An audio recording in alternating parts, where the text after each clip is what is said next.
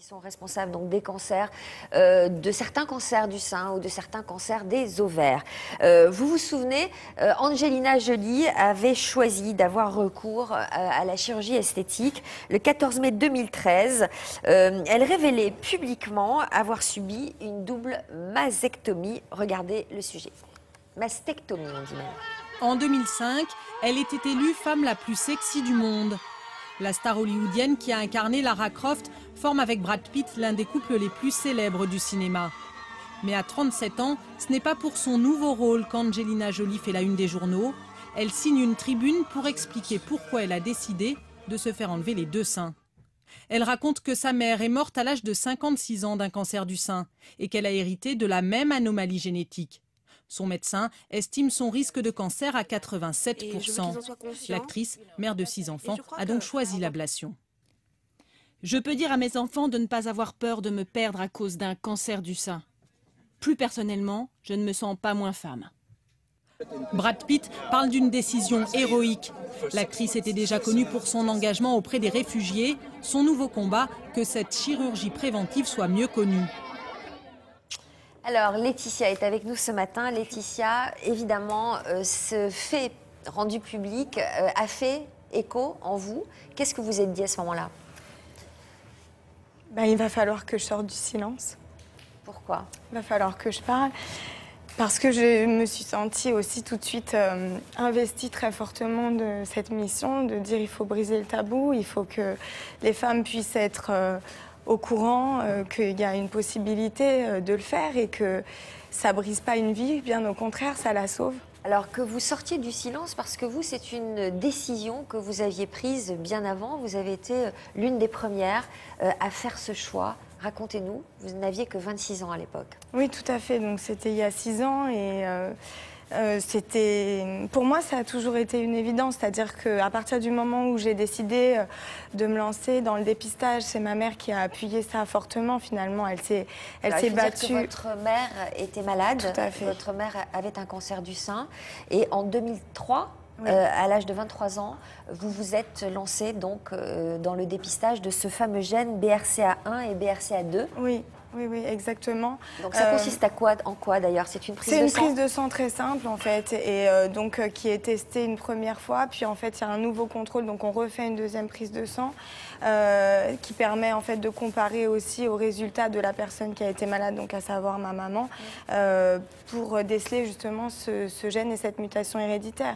Donc voilà. Alors on le précisera tout à l'heure avec Richard, mais tous les cancers du sein ne sont pas provoqués par la présence de ce gène-là. Il y a d'autres formes de cancer du sein. Mais dans ce cas précis où le cancer est provoqué parce qu'on est porteur de ce gène, quels sont les recours et quels sont les risques?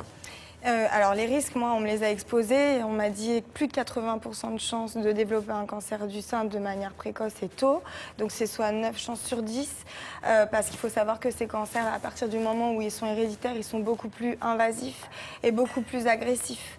Donc voilà, pour moi c'était clair. Je voulais me faire opérer, je voulais me faire enlever la poitrine. Alors votre mère vous l'a fortement conseillé. Elle vous a dit par exemple, si tu ne veux pas te voir à ma place brûlée, rongée par ces liquides toxiques, la chimiothérapie et les rayons, la mémoire bousillée, tu sais ce que tu dois faire Laetitia, tu le sais, n'est-ce pas? Oui, parce que j'ai même eu des flashs en fait, sans le savoir. Je pense que depuis petite, on sent qu'il y a cette histoire de famille, puisque mon arrière-grand-mère, ma grand-mère, ma maman, elle a toujours dit je vais le faire, mon petit cancer. Voilà, c'était quelque chose qui était très présent. Donc je me suis vue à sa place plein de fois en traitement. J'avais des flashs pendant ces séances de chimio où je me voyais à sa place, avec le casque, tout ça. Je me suis dit, Et puis bon, faut dire aussi ce qui est. Je pense qu'aujourd'hui, peut-être, si elle était encore vivante, si elle avait réussi peut-être à s'en sortir, mon choix aurait sans doute été nuancé. Elle est décédée à l'âge de 47 ans. Alors qu'est-ce qui se passe dans la tête quand on est jeune, 26 ans? Vous avez lutté pour vous faire opérer parce que c'était l'une des premières fois que les médecins avaient recours à cette chirurgie. Et c'est pas évident pour des chirurgiens de mutiler une jeune femme belle belle, avec un corps parfait, avec de jolis seins. Donc voilà, ils ont hésité avant de recourir à cette opération. Oui, ils ont même essayé de m'en dissuader en me disant mais on a le temps, vous embêtez pas avec ça, essayez de, voilà, quelque part de ne pas y penser, alors que pour moi c'était une obsession. Enfin, je me levais chaque matin en imaginant que ces seins-là, qui d'ailleurs étaient très beaux, ça m'étonne pas. Voilà, mais je les aimais pas et que pour moi il fallait qu'on me les retire. Donc qu'est-ce qui se passe dans ces moments-là? Je crois que c'est l'instinct de survie, point. Et là, l'apparence, le physique, quelque part, oui, on s'en balance. Vous dites que la France est très en retard par rapport aux États-Unis sur ces sujets-là. Oui, moi je m'étais informée, documentée et j'étais prête à faire le déplacement si en France je n'avais pas trouvé mon chirurgien et mon sauveur quelque part. Alors ça a été compliqué évidemment, l'opération est douloureuse, le réveil est terrible. Hein, c'est un 15 tonnes sur la poitrine, donc difficulté à respirer, difficulté à... Voilà, à se projeter aussi, parce que même si on se dit, voilà, enfin, mon ciel est dégagé, mon ciel est clair, comment est-ce que je vais faire maintenant avec ce corps étranger et cette poitrine qui vibre plus comme elle a toujours vibré? Vous dites, la douleur au réveil est atroce, une femme renaît mais doit faire le deuil de ses seins, je ressens un abattement infini, je suis un colosse aux pieds d'argile. Au pied d'argile, avec un mari qui finit par partir, qui ne supporte pas. Oui, enfin, la séparation était à mon sens inévitable parce qu'en fait, on est terriblement seuls et que moi, j'admets aussi que j'ai bugué. Effectivement, je suis à ce moment-là très fragile et je sens qu'il va falloir que je m'attelle. Là, en fait, c'est là que démarre mon combat, c'est ma reconstruction. Il y a une incompatibilité esthétique entre nous deux. Oui, parce que j'avais l'impression que finalement, aux yeux de tous, alors que c'était caché et dissimulé, c'était un gros complexe et que tout le monde ne voyait que ça et que ma poitrine moche, esquintée et mutilée ne collait pas avec l'image que j'avais toujours renvoyée. Donc c'était terrible parce que c'était quelque chose en dehors de la souffrance et de la douleur. En plus, visuellement, c'était vraiment c'est traumatisant. Et alors en plus, vous avez dû faire face à des prothèses PIP non conformes à la réglementation, potentiellement très dangereuses, donc il y a eu des complications, donc vous avez fabriqué de la lymphe en surabondance, vos coques ont bougé, enfin il y a eu des tas de complications qu'il a fallu gérer en plus. Exactement, donc d'autres interventions derrière pour pouvoir remédier, pour pouvoir les faire enlever, parce que ce qui était complètement absurde, c'est de se dire, voilà, j'ai fait tout ça maintenant, et s'il y a une fissure ou s'il y a quoi que ce soit, je ne peux pas prendre le risque. Donc une fois que j'ai su que j'étais évidemment porteuse de ces PIP, c'était même pas pour le résultat esthétique, je voulais absolument pour le coup, qu'on m'enlève les PIP et qu'on me remette quelque chose de sain pour que je puisse réussir à vivre enfin sereinement. Alors, il y avait une personne à vos côtés qui n'a pas fait ce choix-là, mais qui vous a soutenu, c'est votre petite sœur, Audrey, qui, elle, a choisi de ne pas se faire opérer. Elle est avec nous au téléphone. Vous êtes là, Audrey ?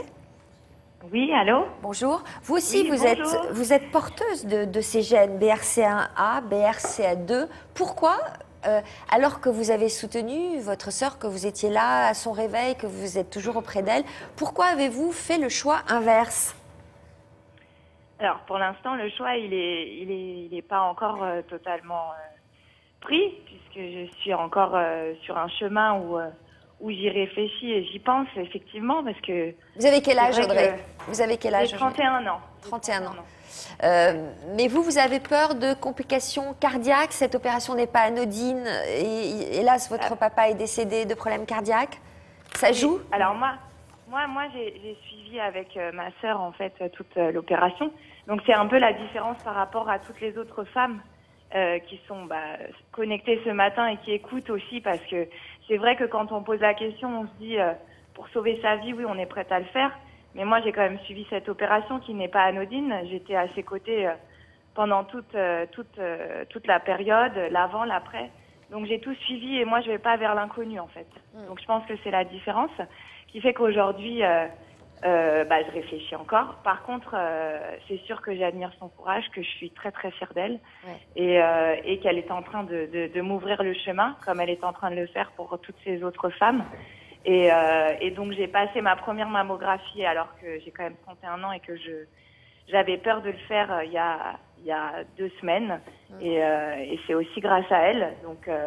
Donc voilà, c'est super. En tout cas, c'est très émouvant et j'imagine que vous pensez toutes les deux très fort à votre maman. Oui, là, comme je pense très fort à la mienne en ce moment précis. Mais voilà, c'est une décision quand même qui est assez difficile à prendre quand on sait qu'on est porteuse du gène et qu'on doit se faire enlever la poitrine. C'est quand même pas évident. Merci Audrey de ce coup de téléphone. Vous êtes maman d'une petite fille de 9 ans qui s'appelle Lana. Déjà, physiquement, il vous a fallu combien de temps pour vous sentir bien dans votre corps et dans votre tête? Je crois que c'était tout ce temps-là nécessaire. Au moins 5 ans, c'est pas des mois, c'est des années.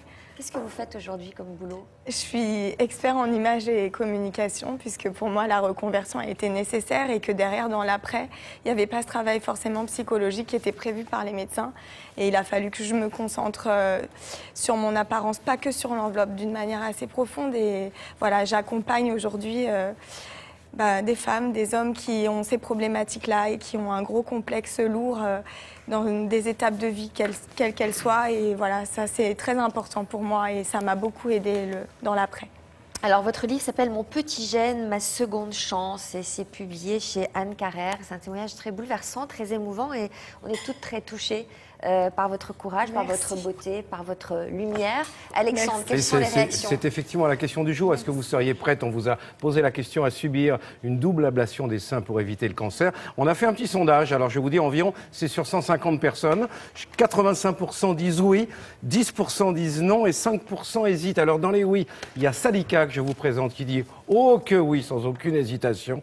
Christine, témoignage également, nous dit « Oui, moi aussi ». Mélissa qui habite à Noailles en Picardie dit « Moi, je le ferai tout de suite avec la reconstruction immédiatement dans la foulée ». Et alors, dans les non ou dans les hésitations, le témoignage de Françoise qui dit « Je ne le ferai pas inutilement, certainement pas ». Elle dit « Le traumatisme ensuite est très important. J'ai eu une double mastectomie le même jour à 38 ans. Depuis, je suis toujours traumatisée. » Elle a 65 ans, excusez-moi. Et elle dit « Pour la reconstruction, je l'ai eu aussi le même jour. Les gens parlent sans savoir. C'est quand même très, très difficile à vivre. » Mastectomie, hein, on dit bien, ouais. Alexandre. Mastectomie. Richard, donc Oui. je le redis, tous les cancers du sein ne sont pas, n'ont pas un gène une mutation génétique. Mais je voudrais quand même rassurer Sophie. Vous avez dit à juste titre que les États-Unis étaient en pointe. Je dois dire aussi qu'en France, petit à petit, les choses s'installent. Il faut rassurer aussi les gens qui nous regardent. C'est-à-dire qu'il y a de plus en plus dans tous les services hospitaliers, et notamment de cancérologie, des unités d'oncogénétique. Et notamment lorsque dans une famille, il y a 2 personnes sur 2 générations qui ont un cancer, là on fait attention et là on surveille. Donc c'est dans ces cas-là qu'on recommande à celles qui nous regardent aujourd'hui peut-être de se faire cette analyse de sang. Elle est prescrite par le gynécologue et remboursée par la sécurité sociale? Alors c'est au cas par cas, Oui, mais c'est c'est le gynécologue qui doit envoyer dans un service spécialisé. Et encore une fois, je veux rassurer les gens qui nous regardent, il y a de plus en plus ces services-là et des gens spécialisés dans la génétique des cancers. Alors pour répondre, Sophie, à votre question, effectivement, le cancer du sein, c'est une réalité en France. Il y a d'autres cancers, et notamment un cancer qui concerne 42 000 personnes en France, c'est le cancer colorectal. Alors on va voir les chiffres, il y a 5%, comme pour le cancer du sein, sous la forme BRCA1, BRCA2, il y a 5% des cancers colorectaux qui ont une mutation génétique. Et pour ces personnes qui ont cette mutation, là aussi, c'est le même examen. On va essayer de surveiller. Mais bien évidemment, là, on ne va pas enlever ni le côlon, ni le rectum, sauf l'utérus. Chez les personnes qui ont passé la ménopause, on propose dans le cas échéant. Mais sinon, qu'est-ce qu'on fait? On fait une surveillance drastique. C'est-à-dire qu'une coloscopie, c'est tous les 5 ans. Et bien là, tous les ans, on va faire des examens. On va surveiller pour pas que les choses n'évoluent mal et on va faire en sorte que toute la famille soit concernée. Parce que là aussi, c'est des formes familiales, héréditaires, avec cette mutation. Alors, pour les autres femmes, on ne le redira jamais assez, la surveillance est importante, notamment à partir de 50 ans. Quand il y a eu des cas de cancer du sein, il faut se faire des mammographies régulièrement, très jeunes.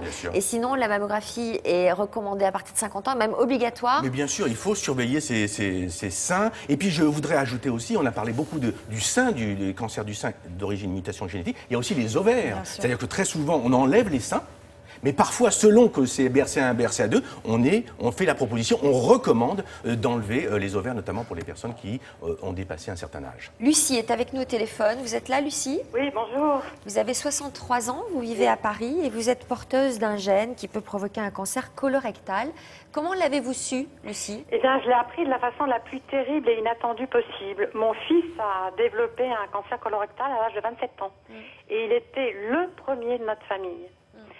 Alors, quand on développe jeune un cancer colorectal, évidemment, le protocole implique un dépistage génétique. Et il s'est avéré que son cancer était d'origine génétique. C'est-à-dire qu'il était porteur d'une mutation génétique. Donc du coup, vous Alors, êtes... en tant que parents, bien oui. sûr, nous avons dû nous soumettre à des tests d'oncogénétique et j'ai découvert que j'étais porteuse de cette même mutation. Qu'est-ce que cela implique pour vous en termes de surveillance? Cette mutation, elle s'inscrit, vous savez, dans un syndrome qui confère une augmentation du risque de développer un cancer colorectal et il convient d'effectuer des coloscopies avec chromoendoscopie tous les 2 ans. Chromoendoscopie, ça veut dire avec coloration, ce qui est une sécurité un petit peu plus grande dans l'examen. Mais on a aussi un risque de développer un cancer de l'estomac, de l'intestin grêle, d'où une surveillance par fibroscopie gastrique, vidéocapsule pour l'intestin grêle. Donc c'est assez lourd. C'est assez lourd, mais je pense que cette surveillance est une grande chance car elle doit permettre en fait un dépistage précoce de notre maladie. Très bien, merci d'avoir appelé. Votre message, Laetitia, pour conclure. Ce livre est destiné aux femmes. J'imagine que ça a été une thérapie pour vous, le moyen peut-être de fermer la page du dossier. C'est exactement ça, c'est-à-dire que moi je veux absolument, depuis que j'ai témoigné et il y a plus d'1 an, toutes ces femmes en fait cherchent à rentrer en contact avec moi, me posent des questions. Je veux aussi qu'on puisse démystifier, même si on le sait et je le redis, c'est une intervention lourde et voilà, il y a des conséquences c'est sûr, mais mieux accompagner et puis pouvoir livrer mon expérience, pouvoir leur dire que voilà, elles pourront peut-être pas appeler Angelina, mais qu'elles pourront en tout cas rentrer en contact avec moi. Je les invite à le faire et pour toutes celles qui n'auraient pas le courage de le faire. C'est pour ça que j'ai écrit cet ouvrage, pour répondre à leurs questions. Vous l'avez rencontrée, Angelina? Pas encore. C'est un projet? J'espère vraiment, oui. Il y a un projet de fondation aussi, donc il y a plein d'autres choses autour de ça pour pouvoir accompagner cette mission. Donc, merci d'être venu nous voir. Je précise qu'on vous retrouve de temps en temps l'après-midi dans toute une histoire parce que vous venez nous donner, donner à nos invités des conseils en relooking puisque c'est devenu votre spécialité aujourd'hui. Merci. Exactement. Merci à vous. Bientôt. À bientôt. Karine.